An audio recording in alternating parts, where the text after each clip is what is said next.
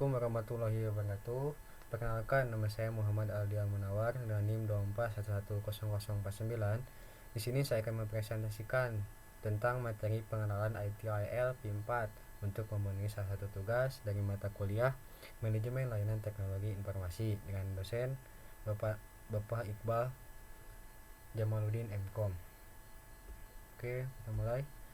Di era digital, pengelolaan layanan TI yang efektif sangat penting bagi keberhasilan organisasi. ITIL P4 hadir sebagai kerangka kerja modern untuk meningkatkan kualitas, efisiensi, dan nilai layanan TI dengan menyesuaikan perkembangan seperti agile dan cloud computing. Melalui ITIL P4, organisasi dapat mengelola layanan secara terstruktur dan berorientasi pada kebutuhan bisnis. Next.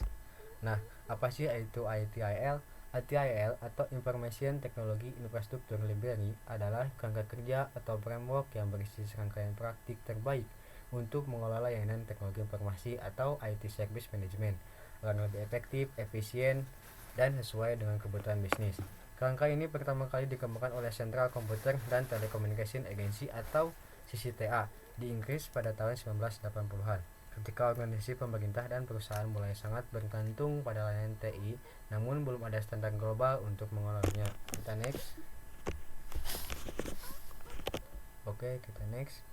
Nah, sejarah ITIL, sejarah singkat tadi seperti dipaparkan tadi, pada tahun 1980-an, pemerintah Inggris melalui CCTA atau Central Computing and Telecommunication Agency mengembangkan ITIL untuk meningkatkan efisiensi pengelolaan layanan IT di sektor publik. Kemudian pada tahun 2001 dibuatlah ITIL versi 2, dibuat untuk menyederhanakan dokumentasi dan fokus pada service support dan service delivery. Kemudian pada tahun 2007 dibuatlah ITIL versi 3 dengan memperkenalkan konsep service life cycle, yaitu siklus hidup layanan dari perencanaan hingga perbaikan yang berkelanjutan. Kemudian pada tahun 2019 muncullah ITIL versi 4, yaitu prosesnya diperbarui agar selaras dengan era digital, transformation, DevOps, Agile, dan Lean. ITIL V4 menekankan konsep CEO Creation of Value atau penciptaan nilai bersama antara penyedia dan pengguna layanan. Kita next. Nah, tujuan dan pentingnya ITIL. Tujuannya sendiri yaitu menyediakan standar global dalam pengelolaan layanan IT. Kedua, menyelaraskan layanan IT dan kebutuhan bisnis, meningkatkan efisiensi dan efektivitas operasional, mengurangi risiko dan gangguan layanan, meningkatkan kepuasan pengguna, terakhir mendorong perbaikan yang berkelanjutan. Kemudian, kenapa sih ITIL ini penting? Yaitu yang pertama, menjadi panduan strategis pengelola layanan IT. 2. Memperkuat kolaborasi antara tim IT dan bisnis. Yang ketiga, menurunkan biaya operasional dan meningkatkan produktivitas. Yang keempat, menjamin kualitas dan keandalan layanan IT. Yang kelima, mendukung transformasi digital organisasi. Kita next.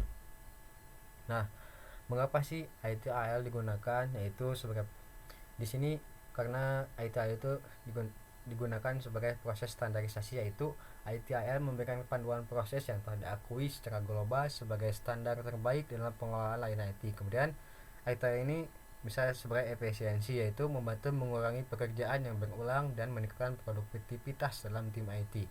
Yang ketiga, transparansi, memudahkan proses pelaporan serta penilaian terhadap kinerja layanan yang diberikan. Yang keempat, berorientasi pada pelanggan, yaitu setiap pelanggan difokuskan untuk memberikan nilai dan manfaat maksimal bagi pengguna akhir. Yaitu yang terakhir, peningkatan yang berkelanjutan. ITIL mendorong perbaikan terus-menerus melalui evaluasi dan umpan balik yang sistematis. Artinya jadi selalu memberikan kritik dan masukan, yaitu sebagai bahan evaluasi. Oke, kita next. Nah, komponen utama dari ITIL P4 yang pertama yaitu Service Value System atau SPS. Terbagi menjadi yang pertama yaitu Guiding Principles atau pedoman kerja, seperti fokus pada nilai kerjasama dan perbaikan yang terus menerus. Yang kedua, Governance atau untuk mengatur arah dan keputusan organisasi. Yang ketiga, Service Value Chain, yaitu aktivitas utama dalam membuat layanan atau plan, improve, engage, design, dan build, deliver. Yang keempat, praktik, yaitu kumpulan cara kerja, misalnya service desk, incident management, dan incident management. Yang terakhir yaitu continual improvement, yaitu upaya untuk melakukan selalu memperbaiki layanan. Yang kedua yaitu 4 dimension model. Yang pertama people atau orang dan organisasi. Di sini ditekankan bahwa kesuksesan layanan IT sangat bergantung pada orang-orang yang dalam di organisasi, mulai dari struktur organisasi, budaya kerja, sampai kemampuan dan kolaborasi tim. Semuanya harus selaras dengan tujuan yang ingin dicapai. Yang kedua, information dan teknologi atau informasi dan teknologi. Bagian ini fokus pada teknologi yang digunakan untuk mendukung layanan IT seperti sistem informasi, aplikasi, infrastruktur, dan juga data. Intinya, dimensi ini memastikan bahwa teknologi yang dipakai relevan, andal, dan bisa membantu organisasi mencapai tujuan bisnisnya. Yang ketiga, partner dan supplier, yaitu mitra dan pemasok. Di sini menjelaskan tentang pentingnya kerjasama dengan pihak luar seperti vendor, penyedia cloud, atau mitra bisnis lainnya. Banyak layanan IT modern yang bergantung pada pihak ketiga, jadi hubungan yang baik dan pengelolaan kontrak yang jelas sangat dibutuhkan supaya layanan tetap berjalan lancar dan sesuai standar. Yang terakhir itu value stream dan proses atau alur nilai dan proses. Jadi ini bisa digambarkan bagaimana semuanya aktivitas dan proses dalam organisasi bekerjasama untuk menciptakan nilai bagi pelanggan, yang artinya setiap proses harus jelas alurnya, efisien, dan benar-benar berkontribusi terhadap hasil yang diinginkan, yaitu layanan IT yang bernilai. Kita next. Nah, di sini ada layanan IT dalam kehidupan.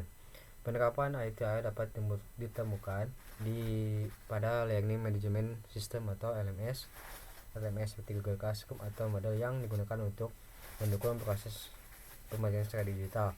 LMS ini merupakan platform digital yang digunakan untuk mendukung proses pembelajaran seperti mengakses materi, memberikan tugas, mengikuti ujian, dan berkomunikasi dengan dosen secara online.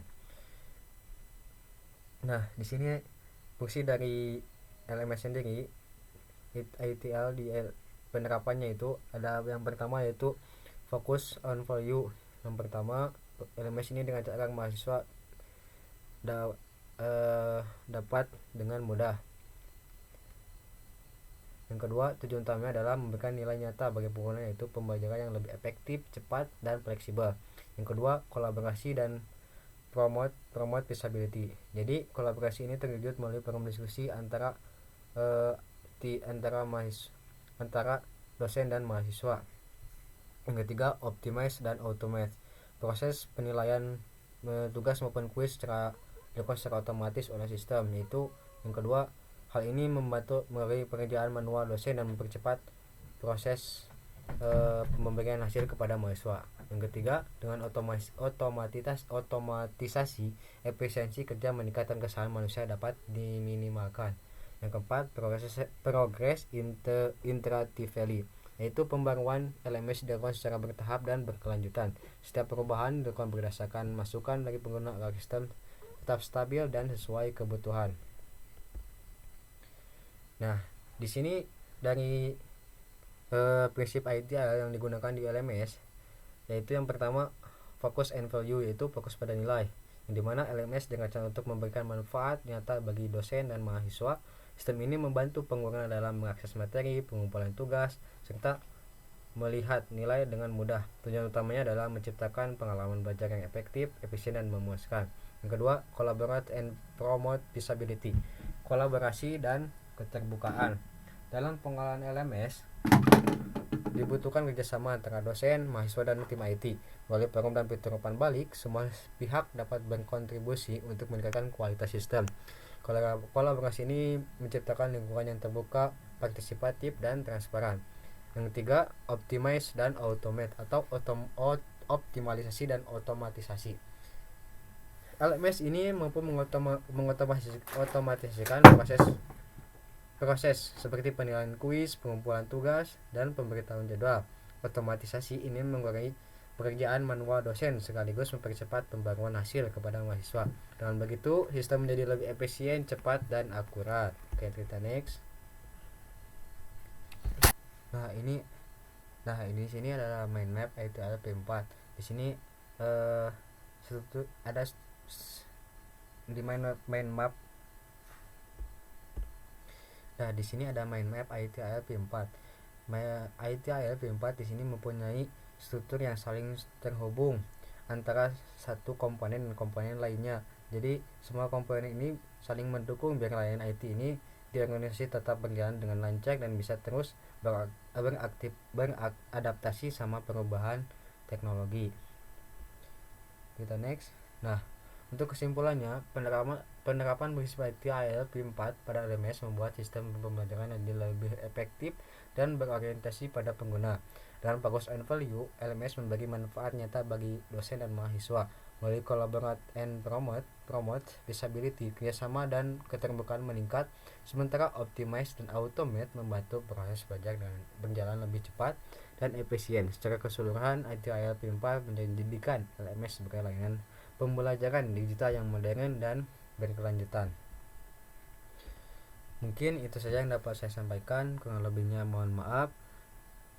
Wabillahi taufiq wal hidayah. Wassalamualaikum warahmatullahi wabarakatuh. Sekian dan terima kasih.